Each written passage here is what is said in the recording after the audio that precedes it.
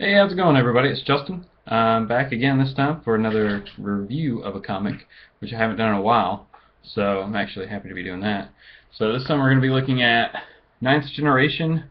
This is issue 1 from Image Comics, the Top Cow imprint, featuring Aphrodite 9. And this book, what it does is it takes the Top Cow universe and just throws it 800 years into the future. So it's a good jumping on point, and that's what I was kind of worried about this book, is how it would be for new readers. Now I've read a lot of Top Cow stuff, like their older stuff, the Cyberforce stuff back in the day, and even some of the newer Cyberforce. And I read the Cyberforce and Aphrodite 9 book that came out just like a month or two ago, and it was pretty good. But as far as Aphrodite 9 goes, I don't really know much about that character. I picked up the Free Comic Book Day book and maybe another one of that, but I think there's a couple series, so I don't really know that much about the character. So going into that, I was kind of worried about this book and how it would be for new readers, but after reading it, it's great for new readers. You can pick it up, read it with no problem. Knowing the history of the characters doesn't matter that much since they're so far into the future. And there's only a couple characters in this book that have an actual past, I would say, really.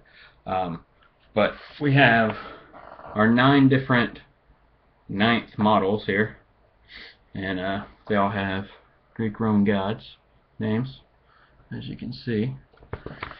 But what it is the Aphrodite Protocol was initiated at some point in the late 20th century, and apparently there was a great extinction level event that was going to hit Earth somehow. And so what they did was they started making everybody into cyborgs, or they start slowly making everybody into cyborgs, and were able to then save the human race that way and continue on. And so at that point, these 9 IXth Generation models, I guess, I'm just calling them that. I'm not really entirely sure. It doesn't really address that in the book. But they're all put into hibernation for 800 years. And so when they wake up, basically the world's divided into these 9 kingdoms, or fiefdoms. And Aphrodite 9 actually takes the one to the north, and everybody else, they're divided out. So you have 9 total regions and one IXth model that basically is the king or ruler of that piece of land. Not exactly. It doesn't really give too much of a. I don't think it gives a map of the world. I could be wrong. I don't think it did. Going back, I'm running really quick, guys. Sorry. I don't think it did. But here's a couple of pages of art that's really nice. I'm gonna get you. Yeah, here we go. So,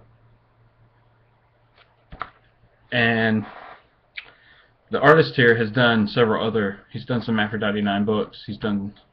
I think he's going to be doing Rat Queens. I think that's what I heard last night, or at least some of it. But this art is very, very rich, very, very telling. Very deep. But so what happens is, I guess, once they're woken up after this 800-year slumber and they're given their kingdoms, Velocity, who is actually a member of Cyberforce back in the day, she's been awake this whole time, like kind of making sure Earth kind of goes to plan, and then she goes into hibernation when they wake up. So 10 years go by and everything's fine, but after that, all the IXths, well, 8 of them anyway, get bored, and so they begin having wars with each other over and over again. But the wars are pretty meaningless since everybody's a cyborg.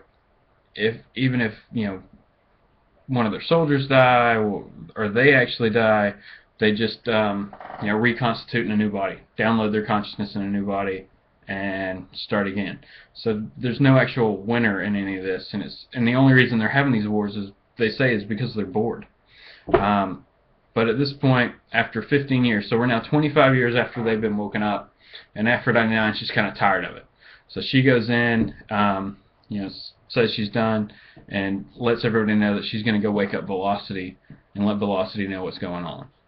So she starts up there, and one of her brothers goes with her and as they're going to see Velocity. Velocity's on a moon base. It's a good place to watch over Earth. It's from the moon. So she's on a moon base hibernating. They go up there to wake her up. But as they're about to do that, the darkness shows up. And if you know the darkness, that's another Top Cow entity. Darkness ran for a long time with Witchblade and other things like that. So what they're doing here with this book is they're tying their whole universe into one book here, and throwing it way in the future so they can. So it's actually a really cool idea. But Aphrodite 9 and her brother, they're trying to fight off the darkness, have really no means to fight this off, and end up finding a room where all these ancient relics, it looks like a kind of museum room, but quickly discover that these are all actual artifacts they need. The Witchblade is in there, and it bonds with Aphrodite 9 pretty quickly, so she's able to use that to fight off the darkness, and so they're okay for now. And that's kind of where it leaves off. Her brother gets the sword. I can't remember who the sword came from, but it doesn't really matter. I'm sure they'll tell us. But again, I thought this book was really well done. I'm really interested, or I'm really excited for the second issue, really. This is kind of how we leave off here. The darkness is taking over the moon base, and Hades sees this, and she's got a little grin. So Hades kind of liking what's going on the moon. But Hades would like anything that's conflict. So, but I gave this book 4.5 out of 5.